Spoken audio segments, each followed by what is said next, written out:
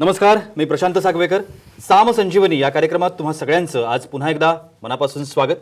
आज आपण चर्चा करतोय आजार आणि उपचारांची नवी दिशा या विषयावर, आणि या विषयावर मार्गदर्शन करण्यासाठी आज आपल्या सोबत आहेत डॉक्टर PN कदम. आपण सरांचं स्वागत करूया. सर, कार्यक्रमात मनापासून स्वागत. नमस्ते. कार्यक्रमाला सुरुवात करायचीच आहे. जर तुम्हाला तुमचं शरीर निरोगी ठेवायचं असेल तर मन निरोगी ठेवा. डॉक्टर PN कदम सर 34 वर्षांपूर्वी शासकीय वैद्यकीय महाविद्यालय मिरज येथून MBBS ची पदवी घेऊन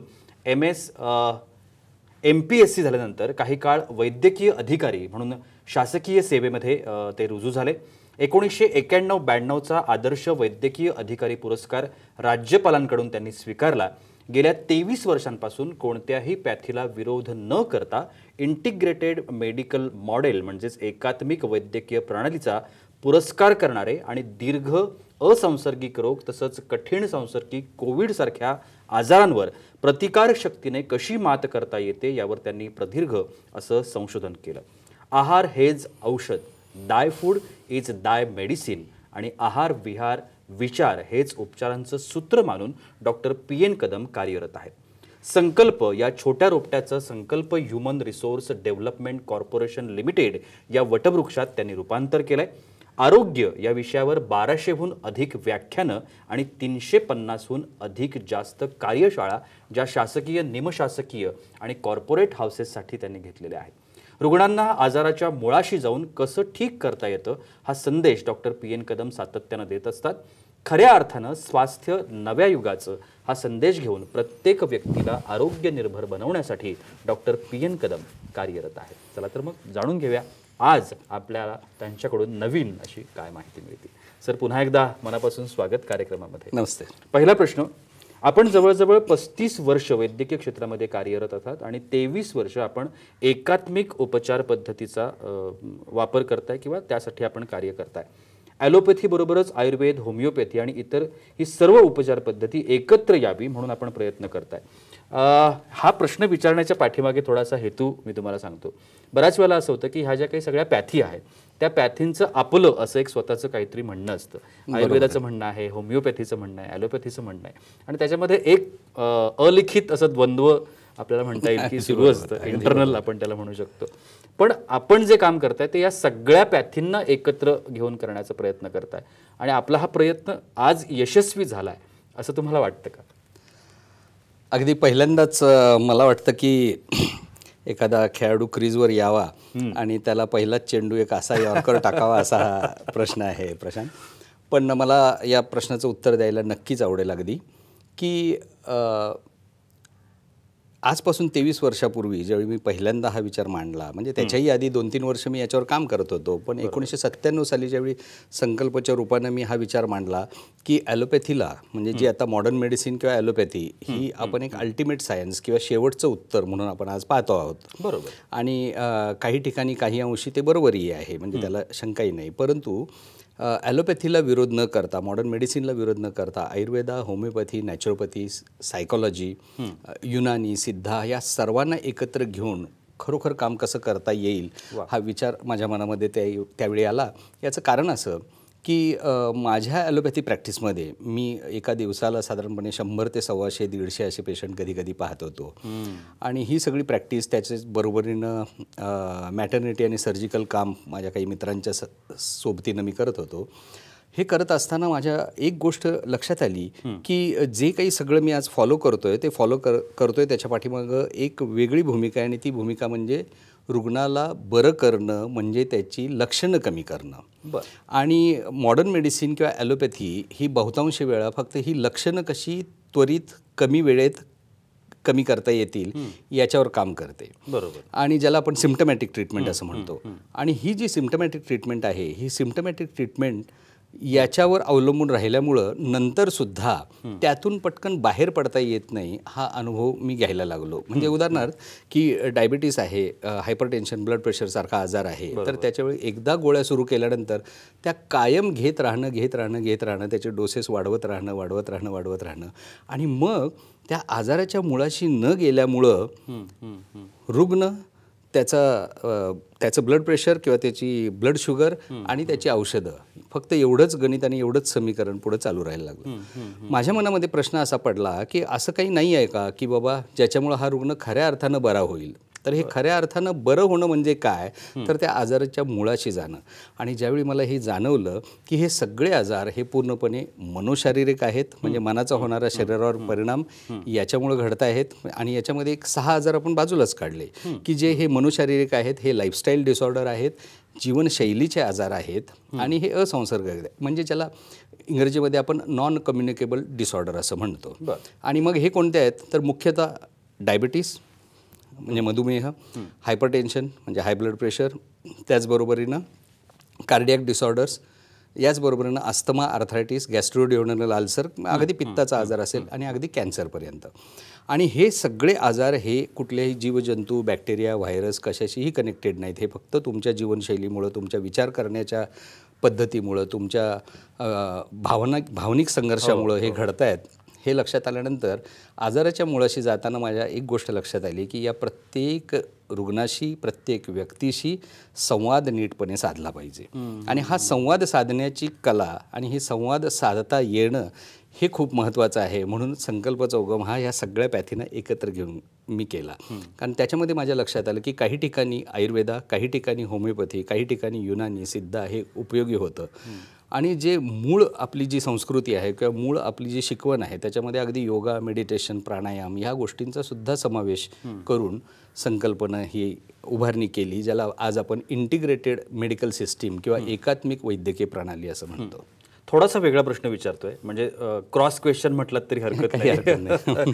प्रत्येक शास्त्राला जसं तुम्ही आता म्हणताय की आजाराच्या मुळाशी जाण्याची आवश्यकता असते, बरोबर. पण प्रत्येक शास्त्राची दृष्टिकोन वेगळा असतो, त्याच्या मर्यादा वेगळ्या असतात, त्याची उपयुक्तता वेगळी असते.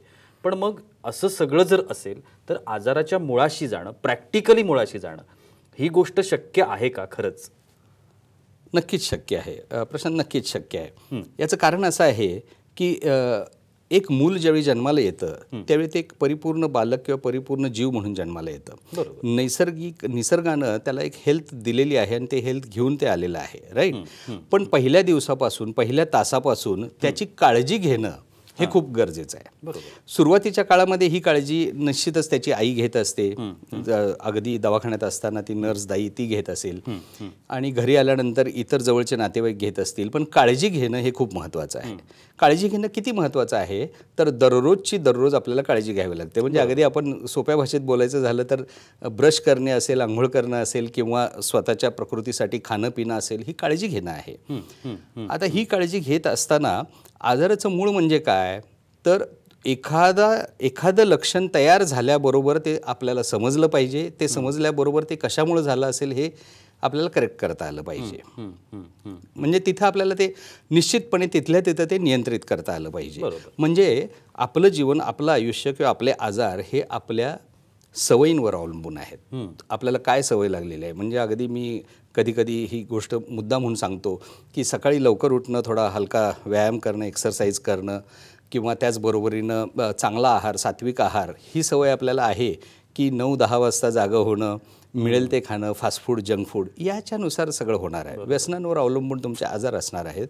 त्यामुळं आपलं जीवन आणि आपलं आरोग्य म्हणजे दुसरं तिसरं काही नसून तुम्हाला लागलेल्या सगळ्या सवयी आणि त्या सवयींचा आपल्यावर झालेला हा परिणाम आहे. मला आणखीन एक थोडासा वेगळा प्रश्न की संकल्प पॅथी जी तुम्ही डेव्हलप केली आणि आज गेल्या 2 वर्षांपासून ती सगळीकडे वापरली जाते. आता याच्यातलं गणित असं आहे की तुम्ही जेव्हा पेशंट म्हणून मला द्याल तेव्हा मी वापरणारच आहे तुमच्यावर विश्वास ठेवून. पण तुमच्याच व्यवसायातली जी लोकं आहेत, व्यावसायिक आहेत की जे खऱ्या अर्थाने कॉम्पिटिटर्स असतात, बरोबर, त्यांनी ते वापरावं आणि त्यांना ते समजावं, त्यांना ते कळावं आणि त्यांनी तुमच्या पॅथीचा वापर करावा. हे घडू शकतं का? तुम्हाला काय वाटतं? संकल्प आणि संकल्पची ही एक जी फिलॉसॉफी आहे, ही एक फिलॉसॉफी आहे.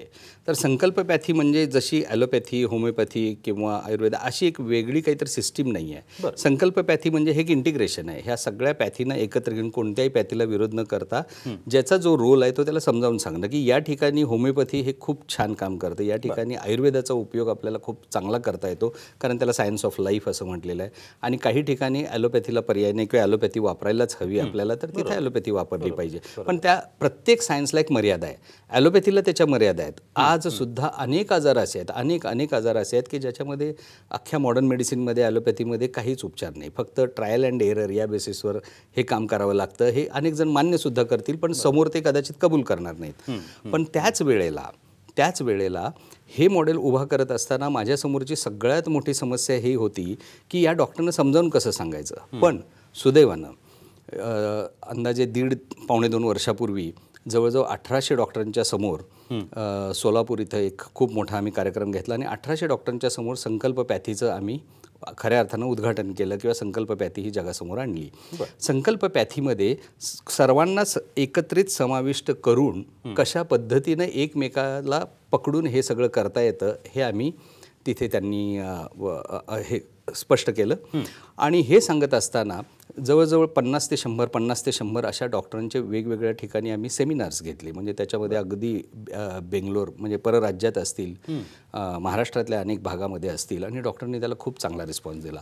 आज अनेक डॉक्टर ह्याचा वापर निश्चितपणे करतायत आणि संकल्पपॅथी आणि संकल्पच्या माध्यमातून तयार केलेली औषधातून आहार, ज्याला आपण मेडिकल न्यूट्रिशन थेरपी असं म्हणतो, या मेडिकल न्यूट्रिशन थेरपीचा अतिशय सक्षमपणे अनेक डॉक्टर वापर करत आहेत आणि त्याचे रिझल्ट्सही खूप छान आहेत. कारण आजाराच्या मुळाशी घेऊन जाऊन केवळ लक्षणांवर अवलंबून न राहता कशा पद्धतीनं उपचार करता येतात ह्याचं एक सोपं, सुंदर आणि सहज साध्य होणार असं हे शास्त्र आहे. नक्की. खूप छान पद्धतीची ही पॅथी, संकल्पपॅथी, आणि ती आज महाराष्ट्रातल्या कानाकोपऱ्यात पोहोचतीये. मग ती डॉक्टरांच्या माध्यमातून असेल किंवा संकल्प स्वतः ते पोहोचवण्याचा प्रयत्न करते. आणि या सगळ्या संदर्भात आपल्याला माहिती हवी असेल, मार्गदर्शन हवं असेल किंवा या संकल्पपॅथीच्या माध्यमातून आपल्या घरामध्ये, कुटुंबामध्ये, मित्रपरिवारामध्ये जे वेगवेगळे आजार असतील त्याच्यावरती उपाय हवे असतील, उपचार घ्यायचे असतील, तर आत्ता संकल्पचे काही नंबर्स TV स्क्रीनवरती आहेत, त्यावरती तुम्ही कधीही संपर्क करू शकता. सरांना खूप सारे प्रश्न विचारायचे आहेत, पण तुर्तास वेळ होते एका छोट्याशा विश्रांतीची. कुठे जाऊ नका, पाहत रहा साम संजीवनी.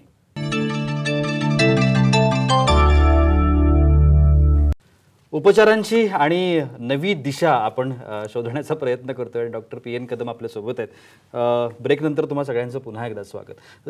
सर, थोडासा वेगळा प्रश्न, कारण आता ही जी पॅथी आहे किंवा तुम्ही जे ॲक्च्युअल सगळ्या थेरपीजना एकत्र करून, पॅथीजना एकत्र करून करण्याचा जे काही सगळा प्रयत्न करताय, त्याच्यामध्ये सगळ्यात महत्त्वाची गोष्ट असते ती म्हणजे शासकीय परवानग्या. मध्ये आयुष मंत्रालय असेल किंवा ICMR असेल, या सगळ्यांचे काही निकष ठरलेले आहेत आणि त्या निकषाच्या पलीकडे आपल्याला जाता येत नाही. आता ही जी पॅथी आहे त्या पॅथीला हे जे काही सगळे निकष आहेत ते लागू पडतात का, आणि तशा पद्धतीचा काही प्रयत्न आहे का किंवा झाला आहे का? अगदी हा खूप महत्त्वाचा प्रश्न आहे प्रशांत. हा इतका महत्त्वाचा प्रश्न आहे की याच्यासाठी गेली जवळजवळ 11 वर्ष तरी वेगवेगळ्या पद्धतीनं मी स्वतः काही ठिकाणी फाईट करतोय. आता ज्याला आपण ICMR म्हणतो ते आधीचं MCI होतं, मेडिकल काउन्सिल ऑफ इंडिया, आता ICMR झालं. आणि आयुष मंत्रालय तर नवीनच झालेलं आहे काही वर्षांपूर्वी. आता आयुष मंत्रालय हे युनानी, सिद्धा, आयुर्वेदा किंवा ह्या सगळ्या ज्या अलाइड पॅथीज आहेत या सगळ्यांचं काम पाहतं. आणि ICMR हे एक्सक्लुझिव्हली MBBS+, हा जो काही मॉडर्न मेडिसिनचा भाग आहे त्याचा कारभार पाहतं. आणि या दोघांमधली एक दुर्दैवानं, म्हणजे ही गोष्ट अशी दुर्दैवानं मला सांगावीशी वाटते की या दोघांमध्ये जो एक समन्वयाचा अभाव आहे त्याच्यामुळे खूप कन्फ्युजन होतं. की एका बाजूला आयुष मंत्रालय, आता उदाहरणार्थ ह्या कोविडचंच एक आपण उदाहरण घेऊया की ही एवढी मोठी साथ, एवढी मोठी महामारी, आणि याच्यामध्ये माझी पॅथी श्रेष्ठ की तुमची पॅथी श्रेष्ठ याचाही वाद अगदी समोर आला. अगदी परवासुद्धा त्याच्यावर चर्चा झाली की आयुष मंत्रालय सांगतं की बाबा तुम्हाला जर अश्वगंधा असेल किंवा तुलसी असेल किंवा वेगवेगळ्या काही प्रकारचे काढे असतील, काही आयुर्वेदिक औषधं असतील तर त्याचा परिणाम खूप चांगला होतो. स्वतः भारताचे माननीय पंतप्रधानसुद्धा हे सांगत होते, आपले आरोग्यमंत्री सांगत होते. हे सगळं सुरू होतं. याच दरम्यान आम्ही स्वतःसुद्धा, मी गेली 11 वर्ष इम्युनिटी, प्रतिकारशक्ती यावर काम करतो. तर प्रतिकारशक्तीचं अतिशय उत्कृष्ट कॉम्बिनेशन काय होईल या लॉकडाऊनच्या पहिल्या 2 महिन्यामध्ये आम्ही खूप काम केलं. आणि हे काम केल्यानंतर ज्या वेळेला आम्ही त्याचा एक काही खास प्रॉडक्ट घेतला, अगदी तो आरोग्यमंत्र्यांना पण दाखवला किंवा आयुष मिनिस्टरकडे पाठवला, तर इसेन्शियल ड्रग लिस्ट नावाची एक लिस्ट असते की ती असल्याशिवाय रेग्युलर गव्हर्नमेंट हॉस्पिटल असू दे किंवा इतर हॉस्पिटल जिथं ही कोविडची सेंटर होती किंवा कोविडचे उपचार केले जात होते तिथं ते ऑफिशियली वापरले जाणार नाही असं आम्हाला तिथून रिस्पॉन्स आला. जेव्हा की त्याची इफेक्टिव्हिटी आम्ही शेकडो नाही हजारो पेशंटना दाखवली की बाबा हे किती उपयोगी आहे. म्हणजे कोरोनापासून संरक्षण बचाव व्हावा म्हणून, कोरोनाला धोकादायक स्थितीमध्ये आपण असाल तर त्याला प्रतिबंध कसा करता येईल म्हणून, आपली प्रतिकारशक्ती वाढवण्यासाठी म्हणून, आणि ॲक्च्युली पॉझिटिव्ह असेल तरीसुद्धा जवळजवळ आम्ही 100% पेशंट अगदी घरी होम क्वारंटाईन असताना पूर्णपणे त्यांना सुरक्षित ठेवण्याची जबाबदारी घेतली आणि हे सक्सेसफुली केले. याचे सगळे रिपोर्ट्स आपल्याकडे आहेत. पण दुर्दैवानं या 2 मंत्रालयांमध्ये समन्वय नसल्यामुळं आजही कुठल्याही रेग्युलर हॉस्पिटलला आयुर्वेदिक या हे जे आमची आहाराची थेरपी आहे ही वापरली जात नाही. हे दुर्दैव आहे. नक्की. आणि शासनानं या सगळ्या गोष्टींचा प्रामुख्याने विचार करावा असं म्हणायला आपल्याला काही हरकत नाही. सर, त्यांची जी संकल्पपॅथी आहे त्या संकल्पपॅथीचे काही ट्रेनिंग प्रोग्राम्स घेत असतात, जे सर्वसामान्यांसाठी असतात, रुग्णांसाठी असतात. पहिल्यांदा मी त्यातली एक रुग्णाची प्रतिक्रिया आहे किंवा ट्रेनिंग प्रोग्राम अटेंड करणारे जे आहेत त्यांची एक प्रतिक्रिया आहे, मनोगत आहे, त्या आपण पहिल्यांदा बघूया आणि मग जाणून घेऊया की ट्रेनिंग प्रोग्राम नक्की काय असतो. डिसिजन मेकिंग कसं असतं, प्रॉब्लेम्स कसे हँडल करायला पाहिजे, ते भरपूर काही इथे शिकायला मिळालं. अँड दॅट वॉज काही गोष्टींसाठी एक ब्रशअपसुद्धा होतं, म्हणजे एक रिफ्रेशर ट्रेनिंग होती माझ्यासाठी आणि काही गोष्टी नवीन शिकायला मिळाल्या. आयुष्यात सगळ्यांना गुरुची गरज असते, एक मेंटॉरची गरज असते आणि तो खरा गुरु मिळणं एक अवघड गोष्ट आहे जी आपल्याला लवकर मिळत नाही. आणि मी कालच माझ्या बायकोला बोलला की yes, the mentor that I was searching for, I got him today. खूप छान पद्धतीची प्रतिक्रिया. मला हा ट्रेनिंग प्रोग्राम जो आहे तो नक्की त्याची आयडिया काय होती आणि सर्वसामान्य लोकांना किंवा रुग्णांना अशा पद्धतीचं एखादं ट्रेनिंग देण्यात यावं ही आयडिया कुठून सुचली आणि त्याचा आता काय कशा पद्धतीनं प्लॅनिंग चालू आहेत? काय होतं, मनोशारीरिक आजार हा विषय मी ज्यावेळी अभ्यास करत होतो त्यावेळी माझ्या लक्षात आलं की माझ्या समोरच्या प्रत्येक पेशंटला काउन्सिलिंग करत असताना, समुपदेशन करत असताना मला तेच सांगावं लागतं जे मी आधीच्या पेशंटला सांगितलं, तेच पुढच्याही पेशंटला मला तेच सांगायचं आहे. बरोबर. आणि शेवटी आपलं मन, आपल्या मनातील भावना, इच्छा, विचार यांना मार्गदर्शन करत असताना प्रत्येकाला मला जर तेच सांगायचं आहे तर या सगळ्यांना एकत्र घेऊन का नाही मी त्यांच्यासमोर बोलायचं, म्हणून मी हा एक ट्रेनिंग प्रोग्राम सुरू केला. 2 दिवसातील 16 तासात, म्हणजे दररोज 8 तास असा 16 तासाचा हा एक ट्रेनिंग प्रोग्राम आहे. Mind control and self discovery किंवा मनोनियंत्रण आणि स्वतःचा शोध असा त्याचा प्रकार आहे. याच्यामध्ये हसत खेळत, म्हणजे ज्याला आपण म्हणतो की प्ले अँड लर्न या मेथोडॉलॉजीनं आम्ही काम करतो आणि मनाचे एक कंगोरे तिथून साफ करायला होतात. आणि मन ज्यावेळी हलकं होतं, आपण बऱ्याचदा म्हणतो बघा की मन हलकं झालं की आता बरं वाटायला लागलं. आणि हे मन कसं चालतं ह्याचं अगदी छोटंसं उदाहरण म्हणजे एक आई मुलाला न सांगता ज्यावेळी अचानक परगावी जाते आणि ते लहान मूल घरामध्ये ताप येतो, आपण मराठीमध्ये म्हणतो की तापाने त्याला धोसरा काढला वगैरे, तर हे ताप येतं. तर हे ताप येणं म्हणजे त्याला कुठलं इन्फेक्शन किंवा काही झालेलं नाही आहे, तर हे ताप येणं म्हणजे त्याच्या विचारांमुळं, त्याच्या रडण्यामुळं, त्याच्या आक्रोशामुळं त्याला होत असलेला हा आतला त्रास आहे. आणि ज्या वेळेला 1 किंवा 2 दिवसानंतर आई फक्त गेटवर दिसल्याबरोबर सुद्धा अक्षरशः अर्धा तासात ते मूल हसायला खेळायला लागतं, हे मनोशारीरिक कनेक्शन आहे. हेच मनोशारीरिक कनेक्शन अगदी मोठेपणी सुद्धा आपल्याला जाणवतं. म्हणजे 10वीची परीक्षा देताना छातीत धडधडणं, घशाला कोरड, पोटात खड्डा आणि हाताला पायाला घाम, हे सुद्धा एक मनोशारीरिकच परिणाम आहे. त्यामुळे मनातल्या प्रत्येक भावनेचा जो परिणाम होतो तो परिणाम समजावून घेणं, त्याचा अवेअरनेस क्रिएट करणं आणि आपलं मन आपल्या ताब्यात, म्हणजे मी ह्याबद्दल असं सांगतो की ज्याचा स्वतःच्या मनावर ताबा त्याचा सर्व जगावर ताबा. तर हे मनावरचा ताबा कसं ठेवायचं हे या ट्रेनिंगमधून आम्ही शिकवत असतो. वा. संकल्पपॅथीमध्ये ज्या तुम्ही थेरपीज आत्ता वापरताय, ज्याचा उल्लेख आपण मेडिकल न्यूट्रिशन थेरपी आणि इम्युनोमॉड्युलेटर असं आपण करतो. आता या सगळ्या प्रचारासाठी तुम्ही प्रयत्न करताय, प्रसारासाठी प्रयत्न करताय, पण मग त्याचा वापर व्हावा प्रत्यक्षात याच्यासाठी सुद्धा काही वेगळे प्लॅन्स किंवा तसे काही प्रयत्न सुरू आहेत का? हो. जसं मी सांगितलं 1.5 वर्षापूर्वी मी डॉक्टरांच्यासाठी ट्रेनिंग घेतलं आणि डॉक्टरांना शिकवत इथं पुढं चाललो, तर बऱ्याच ठिकाणाहून खूप छान रिस्पॉन्स आम्हाला आले.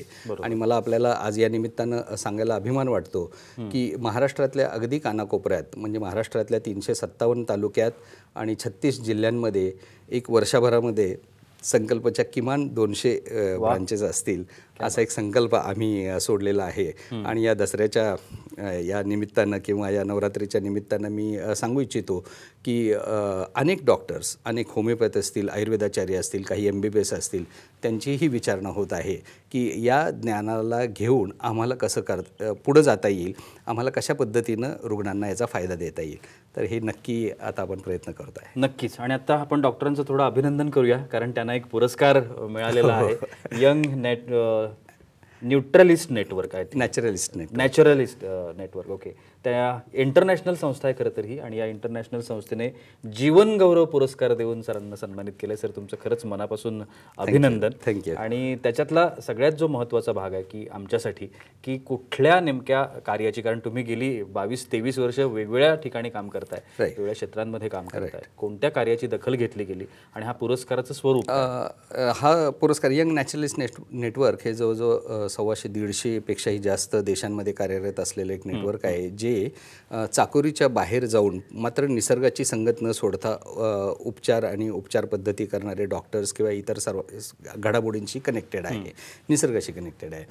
आणि याच्यामध्ये त्यांनी दखल घेतली होती ही, आणि खूप दिवसांपूर्वीपासून त्याच्याबद्दल काही माझे लॉकडाऊनच्या काळामध्ये सुद्धा झूम किंवा या पद्धतीने इंटरव्ह्यूज सुरू होते, सगळं हे सांगत होतो. संकल्पाचा कन्सेप्ट आणि निसर्गाचा समतोल पकडत असताना निसर्गाला पकडून आपल्याला कशा पद्धतीनं आजारातून बाहेर काढता येतं, म्हणजे ह्याचे जे 3 मुख्य मुद्दे मी मांडले होते की health is natural and disease is unnatural. बरोबर. आणि दुसरं, any treating process which is enable to bring back the natural physiology of the organ is nothing else but a temporary solution.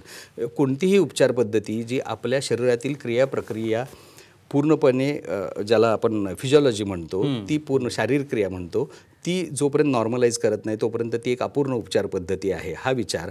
आणि निसर्गाशीच समतोल राखा आणि निसर्गच तुम्हाला यातून बाहेर घेऊ शकतो. नैसर्गिक सवयी, नैसर्गिक विचार करण्याची पद्धत, आणि त्याचबरोबरीनं ज्याला आपला आहार म्हणतो, तो आहार हेच औषध हे समजून घेणं, हे याच्यावर मी भर दिला होता. आणि त्याची त्यांनी दखल घेऊन मला हा पुरस्कार मिळाला. नक्कीच. आणि या सगळ्याकरता तुम्हाला संकल्प पॅथी आणि डॉक्टर PN कदम हे दोघंही मार्गदर्शन करू शकतात, आणि ती पॅथी चांगल्या पद्धतीनं आरोग्य जे काही आहे आपलं, ते आरोग्य कसं निरोगी राहील याकरता आपण निश्चितपणानं या सगळ्याची मदत घेऊ शकतो. सर, तुम्ही आज वेळात वेळ काढून आलात आणि एवढी छान माहिती आमच्या प्रेक्षकांना दिलीत, त्यासाठी अगदी मनापासून थँक्यू प्रशांत. आणि याबरोबरच वेळ होते इथेच थांबण्याची. कुठे जाऊ नका, पाहत रहा साम TV.